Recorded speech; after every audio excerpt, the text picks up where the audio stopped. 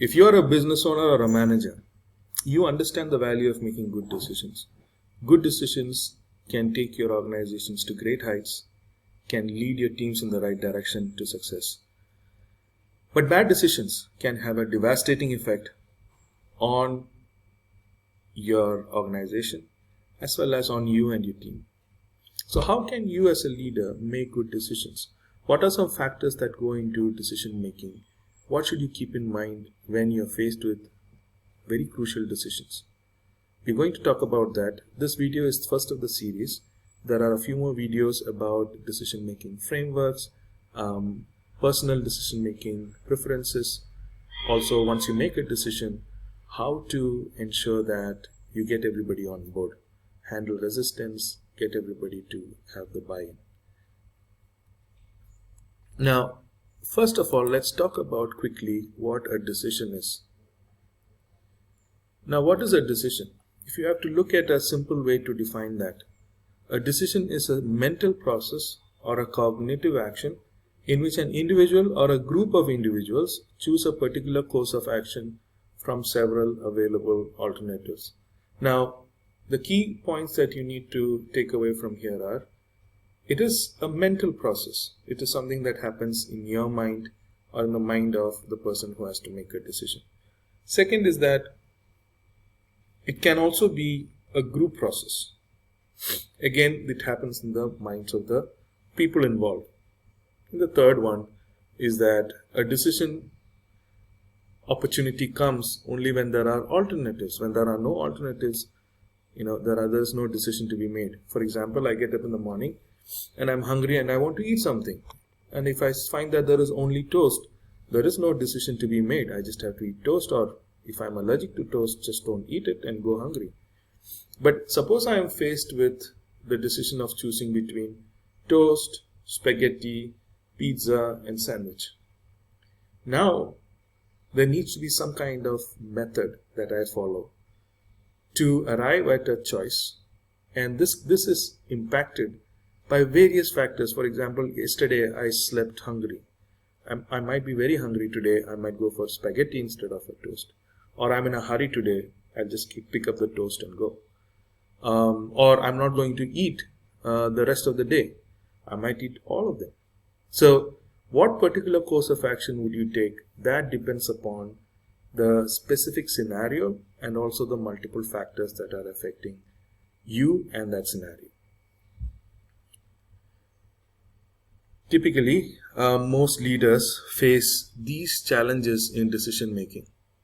First and foremost is information overload. We live in an era where there is lots of information. There is Google, there is ChatGPT, there are a lot of journals online, there are lots of softwares to do analysis. But with all this information, somebody has to go through, understand, and then use it.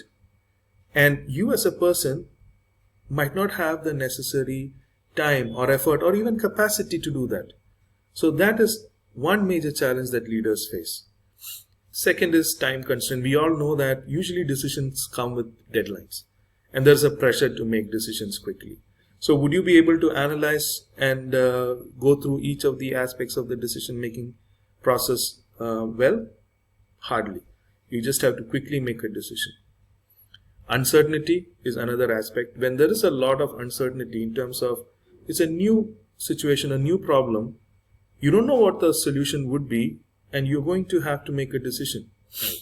So this level of uncertainty can in many ways paralyze leaders, because they don't know if the decision that they're going to make is going to lead to success or not.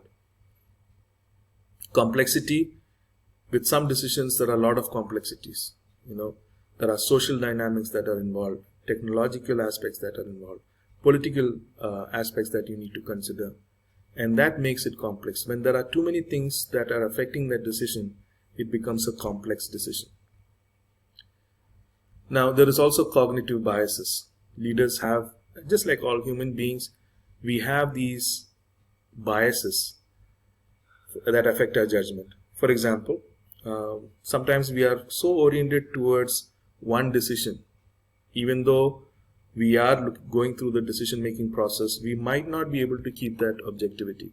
So we might be oriented towards one decision or one particular solution, and we will go through data and you will pick out only those things that support that decision, support that choice.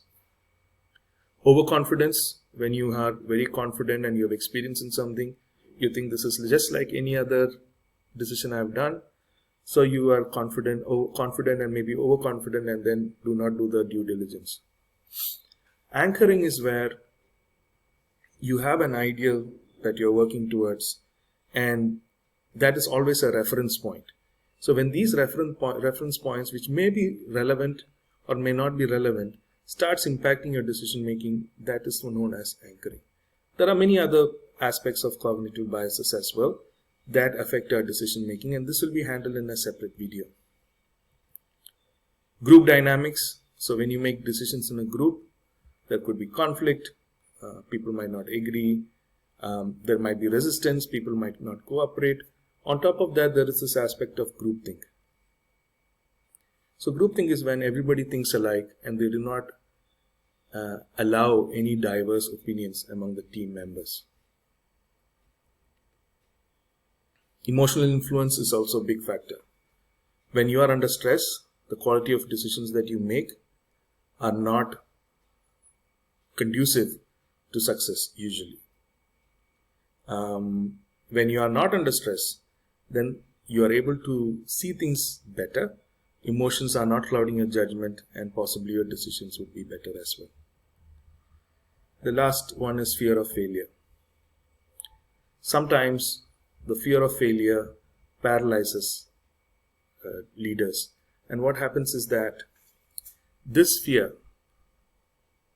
makes the leader think and double think, and this delays the entire decision making process. And a good thing to think about here is what Mark Twain says. Mark Twain says that good decisions are born out of experience, but experience is born out of bad decisions. So sometimes you just have to make a decision rather than delaying the decision and getting stuck. So with that, we end this video. We're going to look at other aspects of decision making in the upcoming videos. If you like the content here, and if you'd like more such content, subscribe and leave comment here, and we will come up with better content that suits your requirements. So thank you, and see you in the next video. Bye-bye.